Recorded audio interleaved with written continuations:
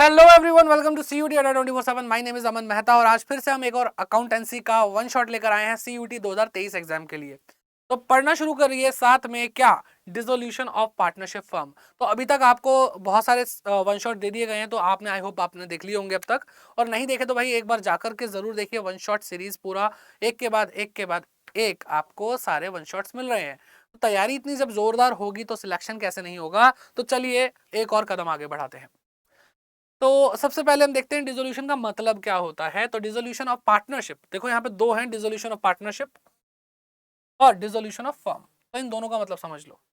तो dissolution of partnership means change in relationship among the partners. तो change किस में हो रहा है? पार्टनर्स के रिलेशनशिप में हो रहा है, but the firm continues. Firm continue है, फर्म बंद नहीं हुई है।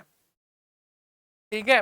डिसोल्यूशन का मतलब बेसिकली खत्म होना होता है। तो खत्म होकर के क्या, फर्म खत्म नहीं है, रिलेशन खत्म हुआ है, वो चेंज हो गया है, वो चेंज हो गया। फिर दूसरी तरफ अगर हम देखें, dissolution of firm means business of the firm is discontinued, के बिजनेस ही खत्म कर दिया हमने। ठीक है, तो ये सिंपल सा मतलब है। इसके अगर हम डिफरेंस पे जाते हैं तो एक बार डिफरेंस देख लो। मीनिंग के बेसिस पे अगर हम डिफरेंस देखते हैं, ठीक, मीनिंग के बेसिस पे अगर हम डिफरेंस देखते हैं तो क्या है? क्लोजर, यहाँ पे फर्म का डिसोल्यूशन की बात हो रही है, यहाँ पे पार्टनरशिप के डिसोल्यूशन की बात हो रही है। इस बात का ध्यान रखना, पता चले कंफ्यूज हो जाओ। तो मीनिंग की बात करें तो क्लोजर ऑफ द फर्म, ठीक है, end of the business relations among all the partners. तो भाई जब फर्म खत्म हो जाएगी तो रिलेशन भी नहीं बचेगा। लेकिन अगर हम पार्टनरशिप के डिसोल्यूशन की बात करें तो change in the business relation among the partners, the firm continues. ठीक है, फर्म कंटिन्यू है, बस रिलेशन बदले। कोर्ट इंटरवेंशन, अब कोर्ट इंटरवेंशन की बात करें तो डिसोल्यूशन ऑफ फर्म में जो होता है वो वॉलेंट्री, यानी अपनी इच्छा से भी हम डिसॉल्व कर सकते हैं फर्म को। ठीक है, या फिर कोर्ट के ऑर्डर से कंपलसरी डिसॉल्व भी करना पड़ जाता है। कई बार कोर्ट बोल देता है बंद करो, ठीक है, तो बंद करना पड़ जाता है। वो भी अभी हम आगे देखेंगे सिनेरियो सारे। ओके, फिर अगर हम बात करें डिसोल्यूशन ऑफ पार्टनरशिप की, तो इट ऑलवेज वॉलेंट्री, ये हमेशा वॉलेंट्री होता है। कोई कोर्ट आकर के आपको नहीं बोल सकते अपना रिलेशंस ठीक कर लो, नहीं, वो नहीं बोल सकते। फिर देखते हैं बिजनेस कंटिन्यूएशन। तो जैसा भी हमने देखा कि फर्म में डिसोल्यूशन ऑफ फर्म में बिजनेस का एंड हो जाता है, फर्म का एंड हो जाता है, लेकिन यहाँ पर पार्टनरशिप के केस में फर्म कंटिन्यू रहती है।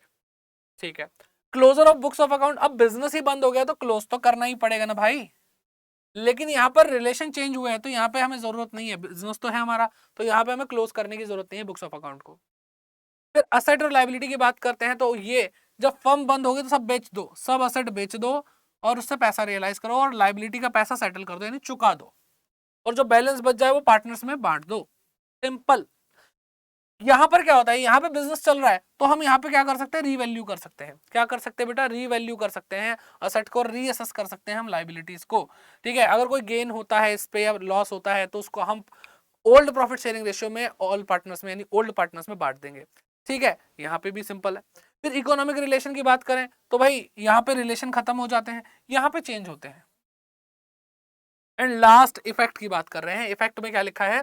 Dissolution of firm also means dissolution of partnership firm, कि अगर डिसोल्यूशन ऑफ फर्म हो गया तो पार्टनरशिप का तो डिसोल्यूशन हो ही चुका है।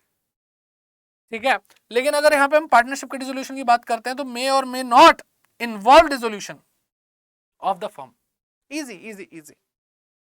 लो भाई आगे बढ़ते हैं। अब हम बात कर ही रहे थे कि भाई कैसे कैसे डिसॉल्व हो सकता है, तो mode of dissolution of firm. तो पहला मेथड क्या है? बाय म्यूचुअल एग्रीमेंट, कि हमारा एक म्यूचुअल एग्रीमेंट होगा, हम आपस में बातचीत करके अपनी वॉलेंटरीली बंद कर सकते हैं फर्म को। तो a firm may be dissolved when all the partner agree, सारे पार्टनर एग्री हो रहे हैं कि बंद कर दो, फॉर फॉर इट्स डिसोल्यूशन। अब partnership firm is set up by an agreement, partnership firm set up भी एग्रीमेंट के थ्रू होती है, तो भाई उसको हम डिसॉल्व भी एक एग्रीमेंट के थ्रू कर सकते हैं। एग्री हो रहे हैं, एग्रीमेंट कर दिया, चलो बंद करते हैं, बात खत्म। सिंपल है। अगला, कंपलसरी डिसोल्यूशन। कंपलसरी कब हो जाता है डिसॉल्व करना फर्म को? जब हमारे जो पार्टनर हैं सारे के सारे वो इंसॉल्वेंट हो जाए, कंगाल हो जाए, दिवालिया घोषित हो जाए, तब हमें कंपलसरी डिसोल्यूशन करना पड़ता है। या फिर सारे के सारे सिवाय एक के इंसॉल्वेंट हो जाए। तो अकेला इंसान पार्टनर तो कहलाता नहीं है, पार्टनरशिप के लिए कम से कम दो लोग चाहिए ना, तो इसलिए हम बोलते हैं कि उस केस में भी कंपलसरी डिसोल्यूशन चाहिए। तो या तो सारे या सब, सारे के सारे सिवाय एक के, एक्सेप्ट वन, ठीक है, इंसॉल्वेंट हो जाए। दूसरी कंडीशन क्या है जब हमें कंपलसरी डिसोल्यूशन करना पड़ता है, when business of the firm becomes unlawful. सबसे बेस्ट एग्जांपल है गुटखा। कई ऐसे राज्य हैं भारत के अंदर जहां पर गुटखा पहले बिक रहा था, शराब पहले बिक रही थी, फिर एकदम से उस स्टेट गवर्नमेंट ने बंद कर दिया। तो उसके अकॉर्डिंग क्या है कि भाई ये जो काम है ना ये इलीगल हो गया, अनलॉफुल हो गया, बंद कर दो। तो ऐसे केस में भी वहां पे अगर इस तरह की कोई पार्टनरशिप कोई काम कर रही है तो वहां पर उसको कंपलसरी डिसॉल्व करना पड़ेगा। इजी है।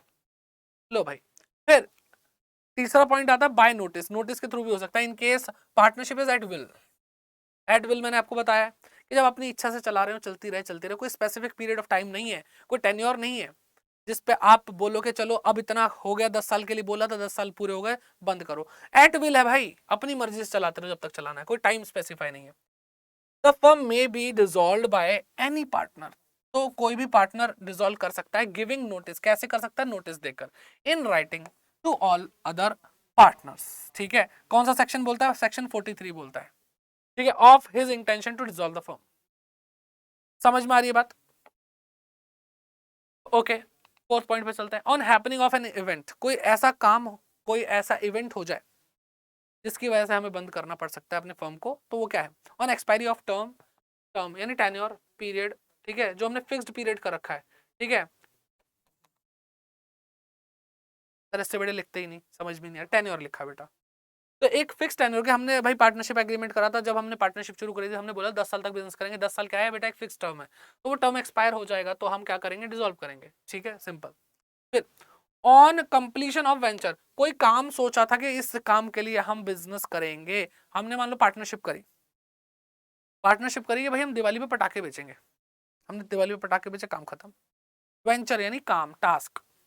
On death of a partner, आपने पढ़ा होगा, आपने शुरुआत में अगर पढ़ा है हमसे बेसिक, ठीक है, तो उसके अंदर आपको बताया जाता है कि पार्टनर्स जो हैं अगर कुछ भी स्पेसिफाई नहीं है तो किसी भी पार्टनर की डेथ पर फर्म को डिसॉल्व करना पड़ता है।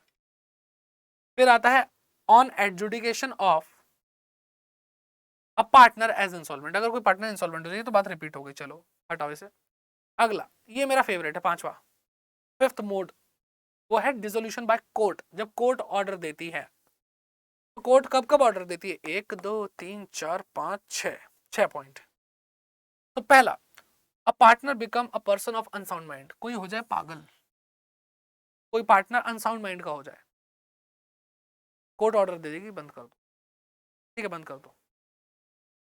फिर a partner becomes permanently incapable of performing his duty as a partner, कि एक पार्टनर है, भगवान न करे किसी के साथ ऐसा हो, उसके साथ एक्सीडेंट हो गया, ऐसा एक्सीडेंट हुआ वो परमानेंटली इनकैपेबल है अपने काम को करने में, ठीक है, एज अ पार्टनर वो अपनी ड्यूटीज नहीं निभा पा रहा, तो फिर कोर्ट ऑर्डर देगी कि डिसोल्यूशन करना पड़ेगा आपको फर्म का। अब partner is found guilty of misconduct, कोई पार्टनर है वो पाया गया कुछ घपला, ठीक है, घोटाला करते वक्त, तो ऐसे केस में which is likely to adversely affect the business of the firm, जो आपके बिजनेस को बहुत ज्यादा अफेक्ट कर रहा है, बुरी तरह अफेक्ट कर रहा है, मिसकंडक्ट में गिल्टी पाया गया कोई पार्टनर, तो फिर उस केस में भी कोर्ट ऑर्डर दे देगी। Partnership agreement is breach persistently, धज्जियां उड़ा दी हैं बेटा, पार्टनरशिप एग्रीमेंट का मजाक बना के रखा है, एक नहीं, दो नहीं, 10 नहीं, बार बार तोड़ा, ये धोखा दिया है पार्टनरशिप एग्रीमेंट को कि भाई तुम एग्रीमेंट कर ही क्यों रहे हो। एग्रीमेंट बेटा एक, जब हम कोई भी रिटन डॉक्यूमेंट क्रिएट करते हैं, that means we have the intention to create legal obligations. Sir इतनी इंग्लिश, कोई बात नहीं, मैं बताता हूं कि हम जब कुछ लिखत में काम करते हैं ना, दैट मींस कि हम कानून को बीच में लाना चाह रहे हैं कि अगर कुछ गड़बड़ हुई तो कानून हमारी मदद करेगा, that is why we are creating legal obligations. ठीक है, जब लॉ पढ़ोगे ना बेटा, बिजनेस लॉज, तब आपको अच्छे से समझ में आएगा। तो जब एग्रीमेंट बना लिया, बार बार उसकी धज्जियां उड़ा रहे हो, तो कोर्ट कहेगा भाई हम कानून, हमारा मजाक बना रहे हो, तुम एक काम करो, बंद कर दो, ये तुम्हारे बस की नहीं है।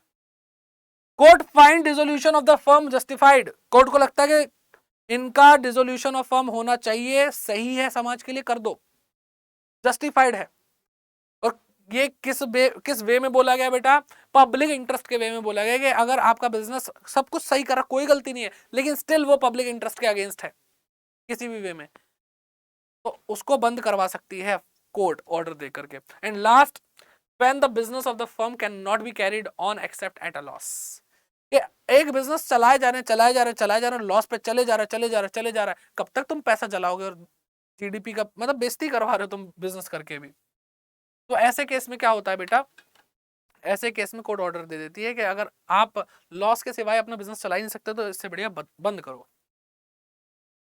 तो ये तो हो गया भाई थ्योरी पोर्शन, थ्योरी थोड़ी सी और आगे है, लेकिन अब धीरे धीरे हम न्यूमेरिकल पोर्शन की तरफ बढ़ रहे हैं। देखो, two issues at the time of dissolution, दो इशू होते हैं डिसोल्यूशन के टाइम पे।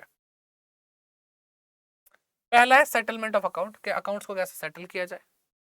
दूसरा है कि पेमेंट कैसे होगी फर्म के डेट की और प्राइवेट डेट की, फर्म के डेट की और प्राइवेट डेट की पेमेंट कैसे होगी। तो एक एक करके इसको पढ़ना शुरू करते हैं। पहले देखते हैं कि भाई सेटलमेंट ऑफ अकाउंट। तो ध्यान से सुनना बेटा कि लॉस का ट्रीटमेंट करेंगे हम। लॉस में क्या क्या इंक्लूडेड है, लॉस में कोई कैपिटल की कमी आ गई ना वो भी इंक्लूडेड है, तो वो भी पार्टनर को पे करनी है। ऑब्वियसली कैपिटल में कोई डेफिशिएंसी है तो कौन पे करेगा, वो एक पार्टनर ही पे करेगा, ठीक है। तो loss is paid first out of the profit, कैसे, पहले किससे, प्रॉफिट से, पहला नंबर प्रॉफिट का, then out of the capital, फिर कैपिटल में से पे किया जाएगा। अगर प्रॉफिट खत्म हो जाए तो कैपिटल से, और कैपिटल भी खत्म हो जाए तो फिर ये क्या करना पड़ता है भाई, इंडिविजुअली, पार्टनर इंडिविजुअली लाते हैं अपने प्रॉफिट शेयरिंग रेशियो के प्रोपोर्शन में पैसा लाना पड़ेगा। सब कुछ कंगाल हो गया है, आपको अब अपना पर्सनल पैसा लाना पड़ेगा। और ये क्या है बेटा, इसी को बोलते हैं हम अनलिमिटेड लायबिलिटी। घर के बर्तन भांडे बिक सकते हैं पार्टनरशिप में अगर लॉस में चली, क्योंकि इसकी लायबिलिटी कैसी होती है, अनलिमिटेड होती है।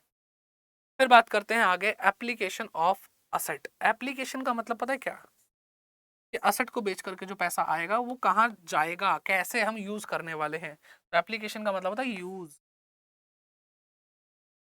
तो प्रायोरिटी वाइज यूज करते हैं। सबसे पहले हम थर्ड पार्टी को पेमेंट करते हैं। सबसे पहले हम थर्ड पार्टी जो बिल्कुल बाहर का पराया है, कि अपना गाली दे दे चलेगा लेकिन दूसरे की गाली नहीं सुनेंगे। समझ में आ रही है बात, कि अपना भाई कुछ बोल जाएगा चलेगा लेकिन बाहर वाला कोई कुछ बोलेगा हमसे बर्दाश्त नहीं होगा। तो सबसे पहले किसको पैसा लौटाओ, हमारे थर्ड पार्टी को। जैसे हमने बैंक से लोन ले रखा है, हमने क्रेडिटर से उधार ले रखा है, तो ये सारी चीजें। तो paying firm's debt to the third party first, फिर इन पेइंग, फिर प्रायोरिटी कहां से आती है, क्या पे करना है हमें, लोन और एडवांस, ठीक है, जो पार्टनर ने फर्म को दिया है, यानी पार्टनर्स लोन। पार्टनर्स लोन मतलब ये वो इंसान है जो अपना था लेकिन परायो वाला काम किया, थर्ड पार्टी एक्ट किया उसने, है ना। लोन कौन देता अपनी फर्म को, अपनी फर्म में तो कैपिटल लगाते हैं, तुम अपनी ही फर्म से ब्याज कमा रहे हो। फिर आता है बेटा कैपिटल्स, पार्टनर की कैपिटल दी जाती है थर्ड नंबर पे। पहले नंबर की प्रायोरिटी ये, दूसरे पे ये, तीसरे पे ये, और अगर अब बच गया तो प्रॉफिट शेयरिंग रेशियो में वो डिस्ट्रीब्यूट हो जाता है, फोर्थ पे बांट लिया जाता है। तो ये सिंपल सा क्रोनोलॉजी थी किस तरीके से काम करना है। आगे बात करते हैं, अब बात करते हैं कि पेमेंट कैसे करेंगे हम फर्म के डेट की और प्राइवेट डेट की। दो बातें थी ना, एक तो सेटलमेंट की थी वो हमने कर ली, अब फर्म का डेट और प्राइवेट डेट समझना है हमें। तो सबसे पहले तो समझ लेते मतलब क्या है। तो फर्म्स डेट बादल में विच फर्म ओज द आउटसाइडर, टू आउटसाइडर, बाहर वालों से जो ले रखा है वो है हमारा फर्म का डेट। प्राइवेट डेट का मतलब क्या होता है, विच अ पार्टनर, जो एक पार्टनर ने उधार ले रखा है अपनी पर्सनल कैपेसिटी में। अगर मैं चाय पीने जा रहा हूं तो मेरी फर्म थोड़ी ना पैसा देगी, है ना, मेरी फर्म पैसा थोड़ी देगी, ये बात तो गलत है। तो ये मेरा पर्सनल डेट है, ठीक है, प्राइवेट डेट जिसको हम निजी पर्सनल, समझ में आ गया। दो तरह का डेट है, अब इसको कैसे डील करना है।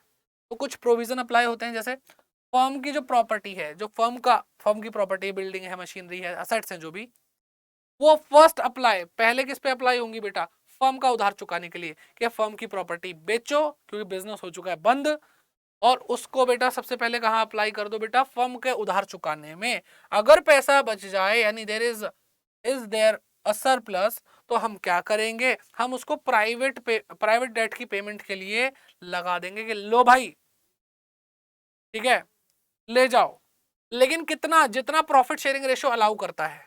अगर 1:1:1 3 पार्टनर हैं और हमने फर्म की प्रॉपर्टी बेची, बेचने के बाद हमने अपने फर्म का डेट चुकाया और उसके बाद 30,000 रुपए बच गया, तो बेटा एक पार्टनर को सिर्फ 10,000 रुपए ही मिलेगा अपना प्राइवेट डेट चुकाने के लिए। इजी है। चलो जी नेक्स्ट, प्राइवेट प्रॉपर्टी के बारे में बात करते हैं। प्राइवेट प्रॉपर्टी सिंपल सी बात है, सेम बिल्कुल वैसे ही फर्स्ट अप्लाई होगी किसके लिए बेटा, अपने प्राइवेट पार्टनर के प्राइवेट डेट की पेमेंट करने के लिए। और अगर सरप्लस बच जाता है तो फिर उसके बाद हम उसको अप्लाई कर सकते हैं फर्म का डेट के लिए। ठीक है, इजी है, बात समझ में आ रही है। लो भाई आगे बढ़ते हैं।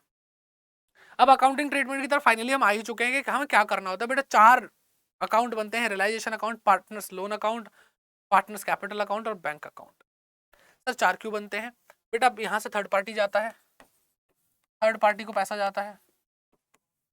सर यहाँ से क्या होता है, यहाँ पे पार्टनर को जाता है पैसा, पार्टनर लोन,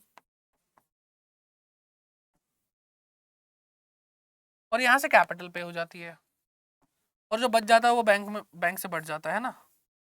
और खैर मैं तो इसको क्लोजिंग, ये क्लोज करता है बेटा, मैं तो कहता हूँ ये सबको क्लोज कर देता है, क्लोजिंग के लिए अकाउंट बनता है। तो धीरे धीरे पढ़ते हैं, समझते हैं, आसान है, बहुत ईजी है। तो ये रहा आपके सामने रियलाइजेशन के बारे में कुछ तथ्य। तो ये कब ओपन होता है? जब डिसोल्यूशन करना होता है हमें फर्म का और बुक्स ऑफ अकाउंट को क्लोज करना होता है। अब बुक्स ऑफ अकाउंट क्या है बेटा? बैलेंस शीट हमारा बुक्स ऑफ अकाउंट है, उसके अंदर जो भी हमें चीजें दे रखी है वो हमें क्या करना है, उसको सबको रियलाइजेशन अकाउंट में लेके जाना है या कहीं ना कहीं सेट कर देना है। कैसे करेंगे वो अब देखते हैं। तो रियलाइजेशन अकाउंट प्रिपेयर कैसे होता है? हम ऑल असेट्स को, ऑल असेट को ट्रांसफर करते हैं। कहां पर? डेबिट साइड में। किसकी डेबिट साइड? रियलाइजेशन अकाउंट की डेबिट साइड पे। एक्सेप्ट, सिवाय किसके भी? सिर्फ फिक्टिशियस असेट और कैश और बैंक को छोड़ देना। फिक्टिशियस असेट और कैश और बैंक को छोड़कर बाकी सारी असेट को, ठीक है, सारी असेट को डेबिट साइड पे लेके जाते हैं। किसके? रियलाइजेशन अकाउंट की। सर एक बार बना के दिखाओ, वो भी अकाउंट बना के दिखाएंगे, टेंशन मत लो। सर फिक्टिशियस असेट क्या होती है बोल के जा रहे हो आप, तो बता रहे नहीं हो। Fictitious asset are those asset which are neither tangible nor intangible asset. ये तो डेफिनेशन हो गई, लेकिन इससे हमें कद्दू भी समझ में नहीं आता, मुझे पता है। हम भी एक टाइम पे क्या कहते हैं स्टूडेंट थे, हमें पता है, नहीं समझ में आता, ना ही टेंजिबल ना ही इंटेंजिबल है, क्या है फिर भाई, मेरे को नहीं समझ में आ रहा। बेटा वो असेट है जो बेच के पैसा नहीं कमाया जा सकता। सर ऐसी कौन सी असेट होती है? देखो बेटा मान लो ये बैलेंस शीट है, बैलेंस शीट के अंदर जब आपको पता है ना, कैपिटल अकाउंट यहाँ होता है, कैपिटल यहाँ होती है, यहाँ पे प्रॉफिट एंड लॉस का प्रॉफिट भी आता है। आपने वो कैपिटल, सॉरी कैपिटल कह रहा हूँ, कंपनी के केस में पढ़ा हुआ रिजर्व एंड सरप्लस, उसके अंदर आपको प्रॉफिट एंड लॉस का बैलेंस दिया होता है, यानी प्रॉफिट जो कि एक्यूमुलेट करके रखा हुआ है, अभी उसको बांटा नहीं है। तो जब प्रॉफिट लाइबिलिटी साइड पे लाइबिलिटी हो सकता है, तो लॉस असेट क्यों नहीं हो सकता? क्योंकि वो अपोजिट है। और लॉस तब तक असेट है जब तक वो राइट ऑफ नहीं हुआ, जब तक वो राइट ऑफ नहीं हुआ। राइट ऑफ होगा तो बेटा वो कहां चला जाएगा? कैपिटल में चला जाएगा। ठीक है, तो अगर लॉस राइट ऑफ नहीं होता तो वो क्या है? जैसे एक लॉस का नाम ले लेते हैं, discount on issue of debentures. कि हमने डिबेंचर इशू करे, हमने डिबेंचर इशू करे, ये मैं जानता हूं कंपनी अकाउंट का एग्जांपल दे रहा हूं, लेकिन आपको ज्यादा अच्छे से समझ में आ जाए इसलिए discount on issue of debenture की बात कर रहे हैं। तो मैंने डिबेंचर इशू करते वक्त डिस्काउंट दे दिया और वो मैंने राइट ऑफ नहीं करा, तो वो एसेट साइड पे आ रहा होगा। क्या मैं उस discount on issue of debenture को बेच सकता हूं और उससे पैसा कमा सकता हूं? नहीं, मैं उससे पैसा नहीं कमा सकता। ये क्या हो रहा है मेरे जीवन में? नहीं बेटा कुछ नहीं हो रहा, वो है फिक्टिशियस एसेट। तो उसको हम रियलाइजेशन अकाउंट में नहीं ले जा सकते क्योंकि वो रियलाइज हो ही नहीं सकता। उसको कहां लेके जाते हैं बेटा? उसको फिर राइट ऑफ कर देते हैं। क्या करते हैं? फिक्टिशियस एसेट को राइट ऑफ कर देते हैं। कहां राइट ऑफ होता है? कैपिटल में होता है, देख लेंगे बाद में, अभी आगे आएगा, टेंशन ना लो। ठीक है, कैश को और बैंक को क्यों नहीं लेके जा रहे बेटा? इसका सेपरेट अकाउंट बंद तो रहे, तो उसको अभी अब कैश को क्या रियलाइज करोगे? पैसा बेचकर पैसा कमाओगे क्या?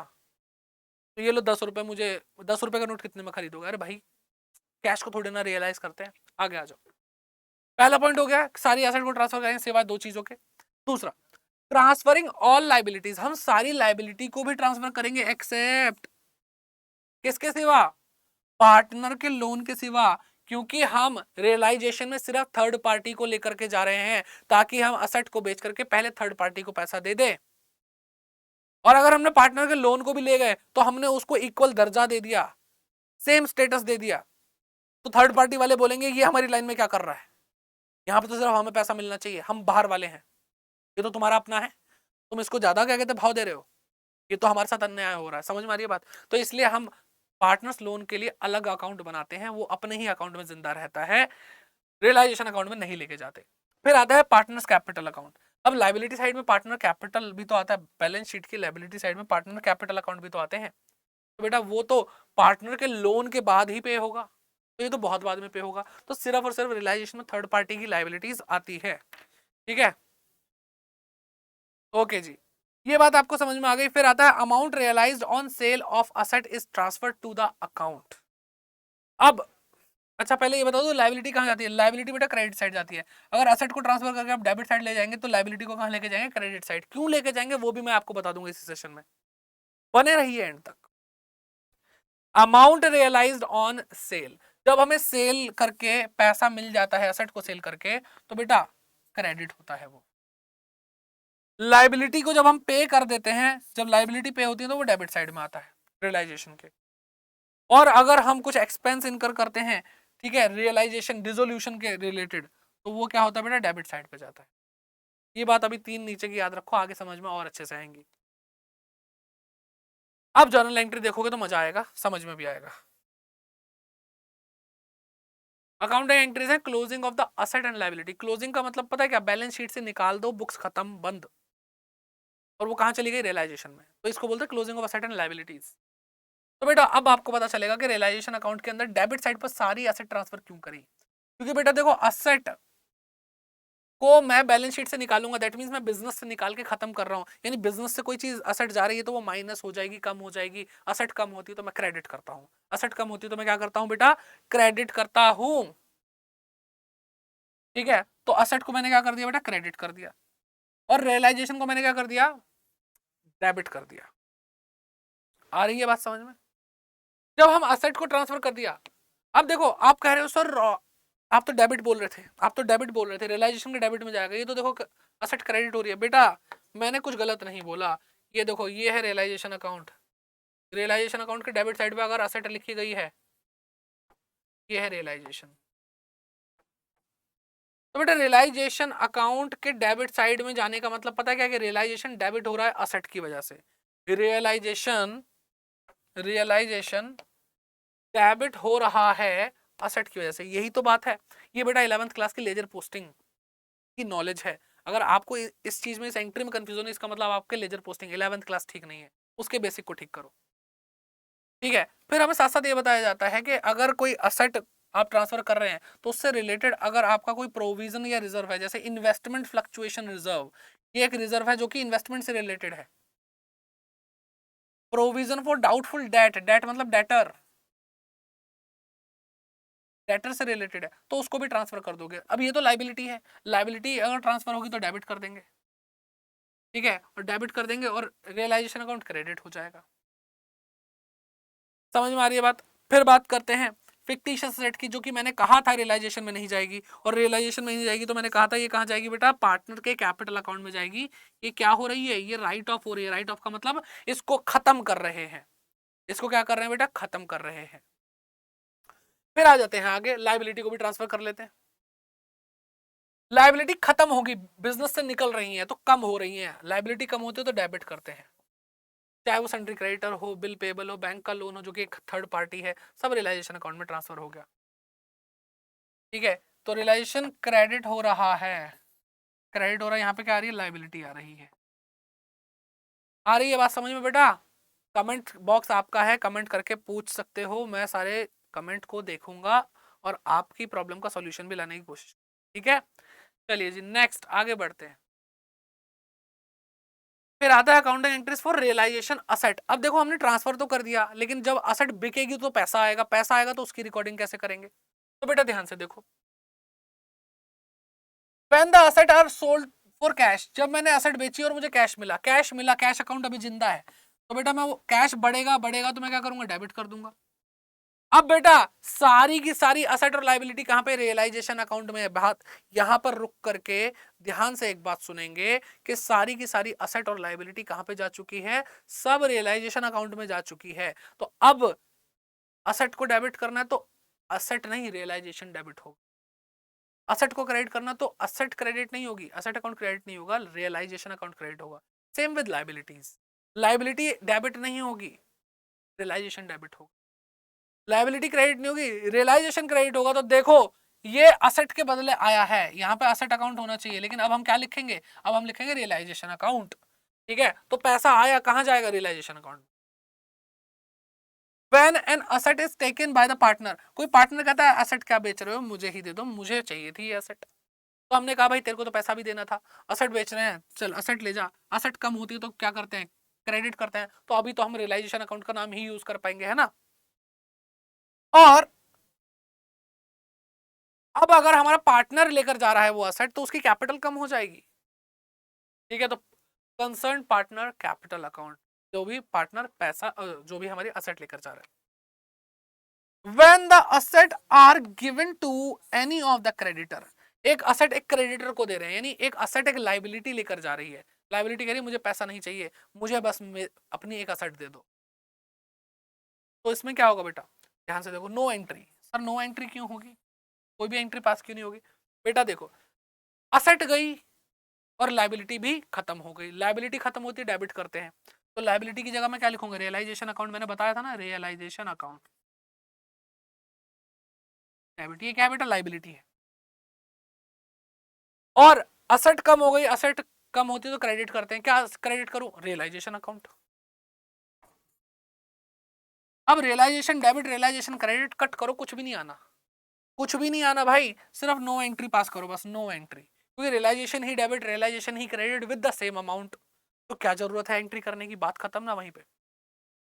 समझ में आ रही है बात, आगे बढ़ते हैं। अब हमने असेट से पैसा रियलाइज कर लिया, असेट को बेच दिया, चाहे कैश में बेचा हो, चाहे किसी पार्टनर को दिया हो, चाहे किसी क्रेडिटर को दिया हो। अब बात करते हैं जब पैसा आ जाएगा तो लाइबिलिटी को कैसे सेटल करेंगे। On the payment of liability, अब पैसा आ चुका है, लाइबिलिटी को पे कर रहे हैं, लाइबिलिटी को पैसा दे रहे हैं, तो हमारा कैश या बैंक कम हो जाएगा तो क्रेडिट करूंगा। और रियलाइजेशन से हमारी लाइबिलिटी कम हो रही है, लाइबिलिटी कम होती है तो मैं डेबिट करता हूँ। और नाम अब क्या यूज करना है बेटा, realisation account. Okay, if a partner agrees to settle a liability, अगर एक पार्टनर कहता है कि मैं हूं ना, किसका है ये तुमको इंतजार, मैं हूं ना, मैं तुम्हारी लाइबिलिटी चुकाऊंगा, मैं देके आता हूं पैसे। तो उसने अपनी जेब से पैसा दे दिया, तो हमारी लाइबिलिटी तो कम हो गई, डेबिट कर दिया हमने लाइबिलिटी को। लेकिन अब उसको पैसा देना पड़ेगा, पार्टनर ने हमारे बिहाफ पे पेमेंट करे, तो उसकी कैपिटल को इंक्रीज कर दो। इजी है, देखो चैप्टर को जितना इजी बना सकता हूँ उससे ज्यादा इजी बनाने की कोशिश कर रहा हूँ। आपको रटवा दिया होगा रियलाइजेशन क्यों, मैंने आपको एक रीजन दिया कि अब वो सारी चीजें रियलाइजेशन अकाउंट के नाम से ही जानी जा रही है। ठीक है, चलिए आगे बढ़ते हैं। अब बात करते हैं कि ये रियलाइजेशन के एक्सपेंसेस भी तो होते होंगे, कि ऐसा तो है नहीं कि मैंने आज बिजनेस बंद करा और बाहर लाइन लगी पड़ी लंबी सी, अरे हमें अपनी एसेट दे दो, हमें अपनी एसेट दे दो, अरे कोई नहीं लेने वाला। ऐसे थोड़ी ना होता है कि लोग तैयार पड़े होंगे हमारे लिए, है ना। लोग तैयार नहीं होते, हमें फिर करना पड़ता है, एजेंट से, ब्रोकर से, प्रॉपर्टी डीलर से बात करनी पड़ती है, अरे कोई है आपकी नजर में जो हमारी बिल्डिंग खरीद ले, कोई यार हमारी वो ना मशीनरी बिकवा दो। अब हमें क्या करना है भाई, देखो हमारे तो सर पे बोझ है, हमें बिजनेस बंद करना है और सारी एसेट बेचनी, घर तो लेके जाएंगे नहीं, नहीं तो हमारा रेंट चढ़ता रहेगा या जो हमारी बिल्डिंग है वो रहेगी। तो ये दिक्कत वाली बात है, तो हम क्या करेंगे, हम कोई प्रॉपर्टी डीलर को पकड़ेंगे, कोई एजेंट को पकड़ेंगे, कोई ब्रोकर को पकड़ेंगे और वो कमीशन लेगा। और हम इसको क्या बोलते हैं बेटा, इसको हम बोलते हैं रियलाइजेशन एक्सपेंसेस। क्या बोलते हैं बेटा इसको, रियलाइजेशन एक्सपेंसेस, यानी असेट को रियलाइज करवाने के लिए एक्सपेंसेस लगे। ठीक है, तो when realisation expenses are borne and paid by the firm, firm के ही एक्सपेंसेस हैं और फर्म ही पे कर रही है। तो बेटा रियलाइजेशन एक्सपेंसेस, देखो रियलाइजेशन अकाउंट भी एक तरह का नॉमिनल अकाउंट है, और नॉमिनल अकाउंट जब भी लॉस में जाता है तो वो डेबिट होता है। जब जब रियलाइजेशन डेबिट हुआ है इसका मतलब समझ लो नुकसान हुआ है, नुकसान। सर ऐसे कैसे, आप प्रूफ करके दिखाओगे, मैंने कहा हाँ बेटा, देखो यहाँ पे एसेट कम हुई है, नुकसान हुआ है ना। यहाँ पे आपकी एक लाइबिलिटी खत्म हुई है, फायदा हुआ है ना, जब फायदा होगा तो क्रेडिट कर देंगे। समझ में आ रही है बात। तो सेम अब एक्सपेंस हुआ तो रियलाइजेशन के अंदर ही दिखाया जाएगा डेबिट करके, और कैश या बैंक हमारा कम हो जाएगा क्योंकि फर्म ने ही अपना एक्सपेंस बियर करा और फर्म ने ही पेमेंट कर दी है। फिर बात करते हैं when realisation expenses are borne by the firm and paid by a partner. बेचारा भला इंसान, उसने हमारे बिहाफ पर पेमेंट कर दी, चलो उसकी कैपिटल बढ़ा देते हैं। जब जब कोई भी पार्टनर, चाहे वो लाइबिलिटी सेटल कर रहा हो, चाहे वो हमारे बिहाफ पर रियलाइजेशन एक्सपेंसेस दे रहा हो, उसकी कैपिटल बढ़नी चाहिए, उसने हमारे बिहाफ पे पैसा दिया है। और एक्सपेंस तो देखो बोर्न बाय फर्म तो हमारा ही है, तो हम तो अपनी बुक्स में क्या करेंगे, उसको डेबिट करेंगे ही। आ जाओ आगे, और भी एंट्रीज है भाई रियलाइजेशन एक्सपेंसेस को लेकर के, अरे बड़े लफड़े में बता रहा हूं। देखो व्हेन द फर्म पेज, अब रियलाइजेशन एक्सपेंसेस की ही बहुत सारी एंट्रीज है। When the firm pays fixed amount to a partner, एक पार्टनर को बोला इधर आ, तेरे को हम पैसा देंगे, किस चीज का रेम्युनरेशन, किस चीज का देंगे, ताकि तुम डिसोल्यूशन करवाओ हमारी फर्म का, and the partner is to bear the dissolution expenses, और ये खर्चे भी तुम्हारे ही होंगे, बस तुम्हें हम, हमारा एक ही खर्चा होगा, तुम्हें पैसा देना, बाकी खर्चे भी तुम्हारे होंगे।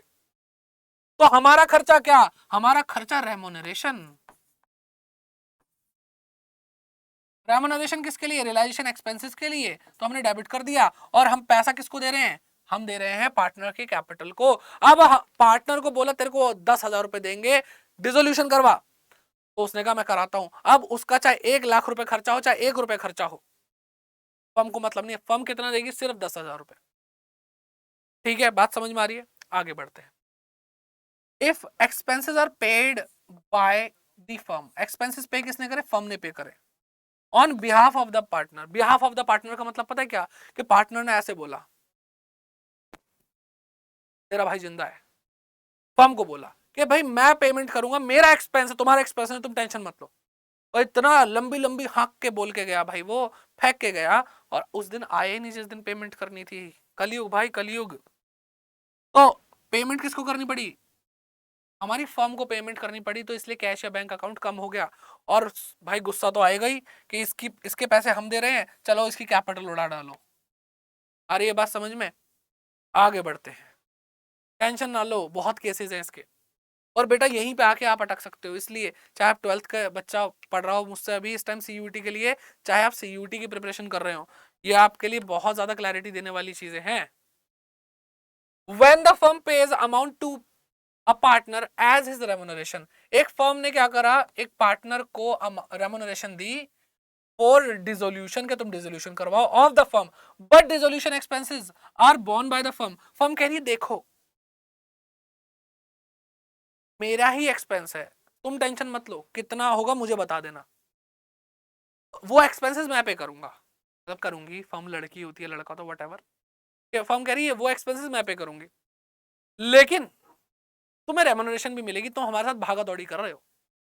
तो पहला तो बेटा जो रेम्युनरेशन दी,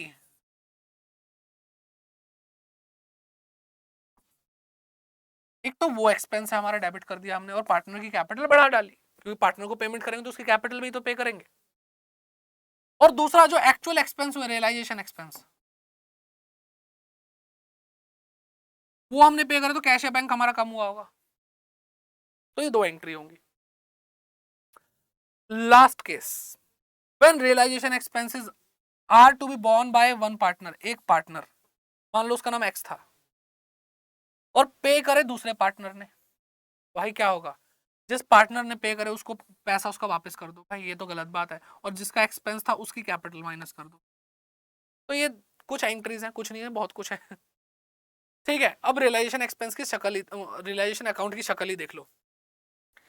बेटा हमेशा ध्यान रखो, डेबिट साइड नॉमिनल अकाउंट्स की बॉडी बेकार होती है, बहुत बेकार होती है।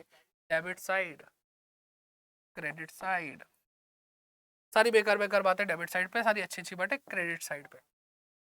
असेट को हम ले आए, खत्म कर दिया हमने असेट को, तो ऑल असेट ट्रांसफर हो जाती है, all assets except, except what बेटा, except fictitious asset and cash या बैंक। ठीक है, फिर वो लिख लेना एक एक करके। फिर यहाँ पे क्या आता है, all liabilities, all liabilities except, क्या नहीं लाएंगे, बेटा पार्टनर का लोन नहीं लाएंगे, पार्टनर की कैपिटल नहीं लाएंगे, और रिजर्व एंड रिजर्व भी नहीं लाएंगे, ठीक है, वो रिजर्व नहीं लाएंगे। बाकी सारे रिजर्व भी लाएंगे जो असेट से रिलेटेड, लेकिन बाकी सारे जो रिजर्व जो असेट से रिलेटेड रिजर्व्स हैं, प्रोविजन है, वो लाएंगे, बाकी सारे तो कैपिटल में चले जाएंगे, ठीक है। तो क्या नहीं लाएंगे हम, कैपिटल नहीं लाएंगे पार्टनर की, पार्टनर का लोन अकाउंट को नहीं लेकर आएंगे, और journal reserve, workman compensation reserve, वो सब नहीं लाएंगे, ठीक है। चलो अब क्रॉस, जब पैसा रियलाइज होगा तो लिखेंगे हम बाय कैश, पैसा आया, पैसा आया, ठीक है। कैसे, असेट बिक करके, एसेट से रियलाइज हो गया, तो लिखेंगे by cash account dot dot, और जो असेट पैसा दे रही है उसका नाम लिख के, अमाउंट लिख के टोटल अंदर कर देना। जब लाइबिलिटी को पे करेंगे, लाइबिलिटी को पे करेंगे तो बेटा क्या हो जाएगा, टू बैंक या कैश, जो भी है, मैंने उधर कैश लिख दे, बैंक या कैश जो भी आप चला रहे हो, ऑप्शन में लिखा हो, और आप क्या करोगे, सारी लाइबिलिटी का नाम लिख दो, लाइबिलिटी सेटल्ड, समझ में आ रही बात। और इधर ही एक्सपेंस आ जाएंगे, रियलाइजेशन एक्सपेंस, कैश या बैंक से, ठीक है। रियलाइजेशन एक्सपेंसेस अकाउंट नहीं आता, कैश अकाउंट या बैंक अकाउंट आता है, तो रियलाइजेशन एक्सपेंस, समझ में आ रही बात। अब बेटा अगर क्रेडिट साइड ज्यादा है, डेबिट साइड कम है, तो इसका मतलब यहाँ पे आपको प्रॉफिट आएगा रियलाइजेशन का, ठीक है। और वो प्रॉफिट कहाँ जाएगा बेटा, ओल्ड पार्टनर्स में, ओल्ड पीएसआर में, ओल्ड प्रॉफिट शेयरिंग रेशियो, ठीक है। अदरवाइज लॉस आएगा, और लॉस भी ओल्ड पीएसआर में ही डिवाइड होगा, ओल्ड पार्टनर्स में, ठीक है। सब कुछ खत्म कर लिया, आसान है, मजेदार है। सबसे बड़ा पोर्शन खत्म करा हमने डिसोल्यूशन का, वो क्या था बेटा, वो था हमारा रियलाइजेशन एक्सपेंस, जो बिल्कुल सागर की तरह फैला हुआ था। अब बात करते हैं पार्टनर्स लोन की, जो कि थर्ड पार्टी के बाद पे किया जाएगा, रियलाइजेशन अकाउंट के बाद बनाया जाएगा। तो सबसे पहली चीज तो ये है, not transfer to realisation account, ये रियलाइजेशन अकाउंट में लेके जाया ही नहीं जाता, मैंने आपको रीजन बता दिया है। ये remains credited in account itself, ये अपने ही अकाउंट में रहता है, ठीक है। पार्टनर लोन अकाउंट हमने बनाया होगा, और तब से उसी अकाउंट में जब तक कि ये पे नहीं हो जाता। पेड आफ्टर आउटसाइड लाइबिलिटी, बाहर की जो लाइबिलिटी थर्ड पार्टी, उसके बाद पे किया था, आफ्टर आफ्टर, ठीक है। ये पता नहीं क्या लिखा है, but before payment of capital, लेकिन कैपिटल की पेमेंट से पहले इसको पे कर दिया जाता है। इसकी जर्नल एंट्री क्या होती है, देखो पार्टनर लोन अकाउंट एक लाइबिलिटी है, इसको मैं पे करूंगा तो लाइबिलिटी तो कम होने पे डेबिट होती है, मैंने कर दिया, और कैश या बैंक अकाउंट मेरा कम होगा तो वो मैं क्रेडिट कर दूंगा, आसान है, बस ये सिंपल सा था। इसके बाद पार्टनर कैपिटल अकाउंट की तरफ बढ़ते हैं, कुछ जर्नल एंट्री देखते हैं,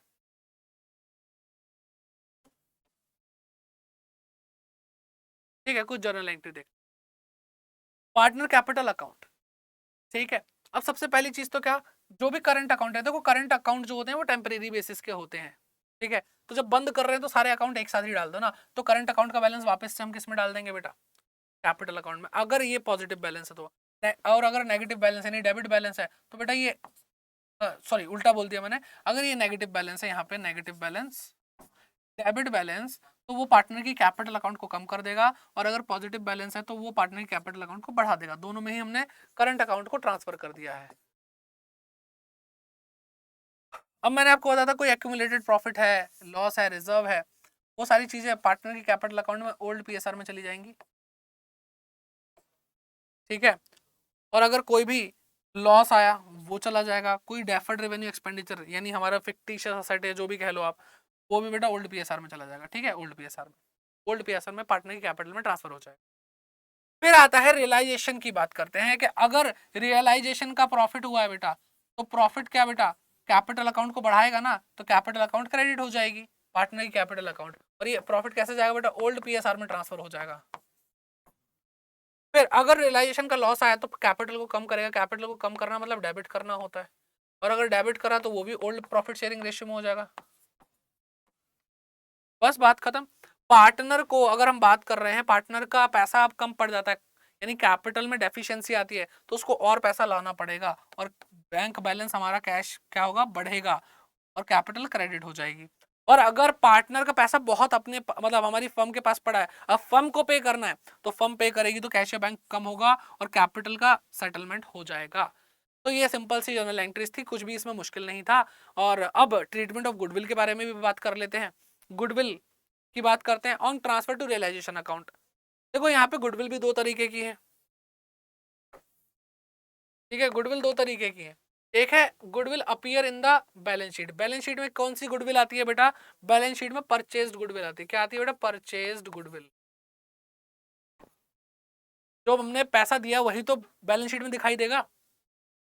और एक गुडविल होती है goodwill does not appear in the balance sheet, यानी सेल्फ जनरेटेड। क्या बेटा? सेल्फ जनरेटेड गुडविल, यानी जो हमने अपनी मेहनत से टाइम बाय टाइम कमाई है। तो अगर हम उसको रियलाइजेशन में ट्रांसफर कर रहे हैं तो बेटा ये बैलेंस शीट के अंदर है, ये तो ट्रांसफर हो जाएगी। गुडविल कम हो गई, रियलाइजेशन डेबिट हो गया। लेकिन ये बुक्स ऑफ अकाउंट में नहीं है तो इसकी एंट्री ही नहीं होगी। सही है। If it is realised in cash, अगर कैश में रियलाइज हो गई तो बेटा क्या होगा? पैसा आएगा, पैसा बढ़ जाएगा। और रियलाइजेशन क्या हो जाएगा? रियलाइजेशन क्या हो जाएगा बेटा? क्रेडिट हो जाएगा। सर ये तो रियलाइजेशन में गई नहीं थी, इससे पैसा कैसे आ रहा है? बेटा सेम एंट्री है ना, पैसा आया, रियलाइजेशन क्रेडिट हो गया। बेटा सेल्फ जनरेटेड गुडविल से पैसा रियलाइज हो सकता है अगर हम अपने बिजनेस को बेच रहे हैं तो ये कहीं जरूरी नहीं है कि परचेज गुडविल से ही पैसा मिलता है। सेल्फ जनरेटेड गुडविल से भी पैसा रियलाइज हो सकता है, भले ही वो बुक्स ऑफ अकाउंट में ना दिखाई दे रही हो। अब जिसने खरीदी होगी वो अपनी बुक्स ऑफ अकाउंट में जरूर दिखाएगा। फिर बात करते हैं, अगर कोई पार्टनर कहता है कि मैं लेके जाता हूँ गुडविल, तो बेटा गुडविल लेकर जा रहा है, हमारी एसेट कम हो रही है। एसेट कौन है बेटा? रियलाइजेशन अकाउंट लिखो, यहाँ पे भी रियलाइजेशन अकाउंट को लिखो। और वो लेकर जा रहा है तो उसकी कैपिटल की पेमेंट करते हम, लेकिन अब वो लेकर जा रहा है तो उसकी पेमेंट तो हमारी असेट से ही हो गई, यानी वो असेट लेकर जाएगा, उसकी कैपिटल को कम कर देंगे। तो जो भी लेकर जाए कंसर्न पार्टनर, उसकी कैपिटल अकाउंट डेबिट हो जाएगी। सेम एंट्री यहाँ पे भी हो रही है। सिंपल है बेटा, कोई बहुत बड़ा लॉजिक नहीं है, बहुत आसान सी चीजें थी, आराम से हो गई हैं। और अब बस धीरे धीरे ये सेशन अपने अंत की तरफ बढ़ता हुआ, debit balance of partner capital account short में समझाऊंगा। देखने में बड़ा लग रहा है, बहुत शॉर्ट में समझाऊंगा कि अगर किसी भी पार्टनर के कैपिटल का डेबिट यानी नेगेटिव बैलेंस आता है, क्या आता है बेटा? नेगेटिव बैलेंस आता है।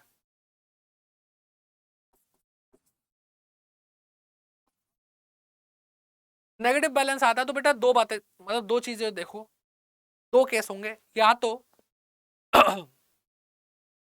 वो पैसा लाएगा, ठीक है, जो भी कमी रह गई, मान लो उसका नेगेटिव बैलेंस चल रहा 5,000 रुपए माइनस का, वो 5,000 रुपए लेकर आएगा, ठीक है।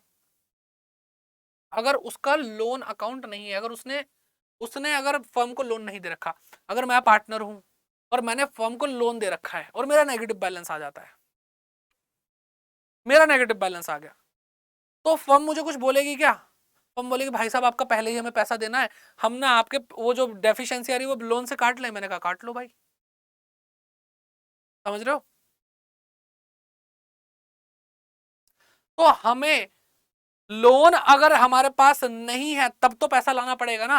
अगर मेरा लोन फर्म के पास है ही नहीं, वो बोलेगा पैसे, मैंने कहा लोन, कह रहे तुमने कोई लोन वोन नहीं दिया हमें, पैसे निकालो जो डेफिशिएंसी के हैं। हमने कहा ठीक है लाता हूं ना, भड़क का रहे हो। लेकिन अगर बेटा लोन अकाउंट है, यानी एज अ पार्टनर मैंने अपनी फर्म को लोन दे रखा है, तो वो बोलेगी कि आपका जो नेगेटिव बैलेंस है ना वो हम आपके लोन अकाउंट में ट्रांसफर कर रहे हैं। हमने कहा जी हुजूर खुशी से, तो वो ट्रांसफर हो जाएगा लोन अकाउंट के अंदर। सर एग्जांपल दे दो। लो बेटा एग्जांपल ले लो। एग्जांपल क्या है? लोन, लोन फ्रॉम हरीश, एक एग्जांपल है। हरीश पार्टनर है, उसने लोन दे रखा है 50,000 रुपए का फर्म को, ठीक है, फर्म को लोन दे रखा है। उसका बैलेंस जो है कैपिटल का वो बेटा क्रेडिट बैलेंस है, नेगेटिव बैलेंस नहीं है। तो ये तो कोई लॉजिक ही नहीं है, आसान टॉपिक है। तो लोन जो है बेटा, फर्म लोन पे कर देगी। फर्म क्या कर देगी बेटा? फर्म फर्म लोन पे कर देगी, तो फर्म का पैसा कम हो जाएगा, बैंक बैलेंस कम हो जाएगा, और उसकी हरीश का जो लोन है वो लाइबिलिटी भी कम हो जाएगी, ठीक है। मजा नहीं आया, अब देखते हैं मजा आएगा। लोन फ्रॉम हरीश, हरीश का लोन 50,000 रुपए, and balance in his capital account का बैलेंस जो है बेटा डेबिट है, यानी नेगेटिव बैलेंस है, नेगेटिव बैलेंस है। अब आएगा मजा। 40,000 रुपए, हम बोलेंगे पैसा लाओ, उसने कहा 50,000 रुपए पहले से ही ले रखे हैं तुम लोग, तो वो क्या करेंगे? कि सर सॉरी, आपकी 50,000 की लायबिलिटी हम डेबिट करके खत्म कर रहे हैं, आपका जो नेगेटिव बैलेंस था 40,000 रुपए वो हमने इससे सेटल कर लिया, और आपके बचे 10,000 रुपए वो हम पे कर रहे हैं सर हाथ जोड़ के, टेंशन क्यों ले रहे हो? सिंपल है बेटा, आसान है। लास्ट टॉपिक, लोन दे रखा है 50,000 रुपए। अब इस केस में आपका जो डेबिट बैलेंस है वो 60,000 रुपए है। अब फर्म गुस्सा करेगी, फर्म कहेगी पैसे लाओ, हमने कहा लोन है, अगर लोन भी पूरा नहीं पड़ रहा है, इतना तुम्हारा नेगेटिव बैलेंस है, तो हरीश की जो कैपिटल है, जो डेफिशिएंसी है बेटा, वो 60,000 रुपए की है। इसका तो लोन डूबा ही डूबा, यानी इसको लोन का 1 रुपया नहीं मिला, इसका लोन भी खत्म हो गया, और इसको 10,000 रुपए भी देने पड़ गए, और फर्म के पास बैंक बैलेंस बढ़ गया, ठीक है, 10,000 रुपए से। था ना सिंपल, था ना आसान, आया ना मजा? तो ये अब सर बैंक अकाउंट बनाना सिखाओ। बेटा बैंक अकाउंट वैसे ही बनाते हैं जैसे बैंक अकाउंट बनाते हैं, तो उसमें कुछ भी ऐसा नहीं जो मुझे आपको समझाना पड़े, जहां जहां बैंक आया वहां वहां ट्रांसफर करते चलो, सिंपल है, इजी है बस। और जो बच्चे सीयूईटी 2023 की तैयारी कर रहे हैं और उनको थोड़ी सी भी कंफ्यूजन क्वेरी कुछ आ रही है, तो बेटा ये नंबर आपके सामने 07968217720, इस पे जाइए, आपको सीयूईटी अड्डा 24/7 की तरफ से एक हेल्पलाइन नंबर दिया है, उस पे कॉल करके आप अपनी क्वेरीज को क्लियर कर सकते हैं, ठीक है। और जो बच्चे प्रतिज्ञा बैच को लेकर के, प्रतिज्ञा 2.0 के बारे में सोच रहे हैं बेटा, ये 17 तारीख से शुरू हो रहा है, ये बहुत इंपॉर्टेंट बैच है, ठीक है। और शायद आप जब वीडियो देख रहे हो तो ये शुरू हो चुका होगा, ठीक है। तो बिल्कुल फ्रेश बैच है, शुरू से शुरू करेंगे यहाँ पर, और बहुत कम टाइम बचा, और इतने कम टाइम के अंदर आपको जो चीजें करनी है उसके लिए भाई आपको एक्सपर्ट फैकल्टीज चाहिए होंगे, और सीयूईटी अड्डा 24/7 आपको दे रहे हैं एक्सपर्ट फैकल्टी। जितने भी आपको यहाँ पे फोटोज में दिख रहे हैं सब एक से बढ़कर एक अपने सब्जेक्ट में धुरंधर है, तो जरूर इनके साथ आइए और अपनी तैयारी को एक अच्छे मुकाम पर लेकर के जाइए। आपको ये कोड लगाने पे ये डिस्काउंट मिलेगा, और ये अमाउंट भी कम हो जाएगा, ठीक है, ये अमाउंट भी कम हो जाएगा, ठीक। तो प्रतिज्ञा 2.0 में आएंगे आप, आपको यहाँ पे मॉक टेस्ट भी कराया जाएगा, प्रैक्टिस भी कराई जाएगी, सब कुछ कराया जाएगा, क्रैश कोर्स में आपको चीजें समझाई जाएंगी ताकि जल्दी से जल्दी आप कर सके, और आपको एक फुल फ्लेज नॉलेज के लिए आपको रिकॉर्डेड सेशन भी दिए जाएंगे, हर चीज, ठीक है। हर कोई है क्या कहते हैं, वो रिकॉर्डेड सेशन पे बैच चला रहे हैं, हम रिकॉर्डेड भी दे रहे हैं, हम लाइव भी दे रहे हैं, हम मॉक टेस्ट भी दे रहे हैं, हम प्रैक्टिस भी दे रहे हैं, बेस्ट बेस्ट कॉम्बो दे रहे हैं, ठीक है। तो ये वाला जो आपको प्रतिज्ञा बैच दिख रहा है, इसके अंदर आपको GT, English language, Hindi language, और डोमेन्स, डोमेन्स में क्या बेटा, अकाउंट, वीएसटी, मैथ्स और इकोनॉमिक्स सब मिल रहा है। अगर हम प्रतिज्ञा 2.0 के इस वेरिएंट के बारे में बात करते हैं, तो कई बच्चों को जीटी प्रिपेयर नहीं करना, वो ऐसे कॉलेज को टारगेट नहीं कर रहे हैं जिसमें जीटी की एलिजिबिलिटी हो, उनको सिर्फ अपना डोमेन तैयार करना है, अपनी लैंग्वेज तैयार करनी है, तो बेटा बीएसटी, इकोनॉमिक्स, अकाउंट और मैथमेटिक्स के साथ साथ आपको इंग्लिश भी मिल रहा है, तो इसका ऑब्वियसली प्राइस थोड़ा सा कम होगा, आप जाइए एनरोल कर सकते हैं, ठीक है। और जो बच्चे मॉक टेस्ट का इंतजार कर रहे हैं, बेटा सीयूईटी का तो मॉक टेस्ट आ चुका है, वो आपको हम करवा भी रहे हैं, तो वो तो आपके लिए लिमिटेड क्वेश्चन है, लेकिन आपकी प्रैक्टिस बहुत अच्छी होनी चाहिए, इसलिए आपको बहुत सारे मॉक टेस्ट यहाँ पे दिए गए हैं। तो आपको टॉपिक वाइज मॉक टेस्ट दिए हैं, 57 मॉक टेस्ट है, यहाँ पे 120 मॉक टेस्ट है, यहाँ पे 40 मॉक टेस्ट है, यहाँ पर एक स्पेशल मॉक टेस्ट दिया जा रहा है, और यहाँ पे आपको कॉमर्स डोमेन का, जीटी का और इंग्लिश लैंग्वेज का कॉम्बो दिया जा रहा है, जिसके अंदर आपको टेस्ट सीरीज और ई बुक दोनों ही दी जा रही है। इस पे भी बेटा आप कुछ भी इनरोल करते हैं इनमें से, आप Y550 कोड लगाएंगे, आपको डिस्काउंट मिलेगा, भरपूर मैक्सिमम डिस्काउंट मिलता है बेटा फैकल्टी कोड से। चलिए, और जो बच्चे चाह रहे हैं कि सर हमें ना एक बुक चाहिए जिससे हम पढ़ सके, प्रिंटेड बुक चाहिए जो आपके घर तक पहुंचाई जाएगी, आप यहाँ पर भी डिस्काउंट अवेल करेंगे इस कोड से, और आपको ये प्राइस कम होकर मिलेगा, और आपके घर तक आपकी बुक्स पहुंचाई जाएंगी। जो बच्चे ई बुक्स में कंफर्टेबल है बेटा, वो ई बुक्स परचेज कर सकते हैं बाय यूजिंग कोड Y550, ठीक है। तो बस यही है सेशन के अंदर। आई होप आपने ये वन शॉट को भी बहुत एंजॉय किया, और सारे वन शॉट देख लेना, आगे भी वन शॉट आते जा रहे हैं, उनको भी देखते चलना, और लाइक करना ना भूलें भाई, एफर्ट्स बहुत अच्छे खासे लगते हैं सबके यहाँ पे, और शेयर जरूर करें इस सेशन को सभी बच्चों के साथ जो सीयूईटी 2023 में प्रिपेयर कर रहे हैं। कमेंट करके बताइए कैसा लगा आपको ये सेशन, और आपकी क्या क्या प्रॉब्लम्स हैं उनके बारे में हम डिस्कस करते हैं। तो वीडियो आपको मिल जाएंगी अगर आप इस कमेंट बॉक्स के अंदर चीजें लिख करके जाएंगे। एंड नए आए हैं तो बेटा सब्सक्राइब करना जरूरी है। तो बस ये रहा आपका वन शॉट रिजोल्यूशन का बहुत बड़ा चैप्टर है, बहुत अच्छा चैप्टर है। मिलते हैं नेक्स्ट वीडियो में, तब तक के लिए bye bye, take care and keep growing.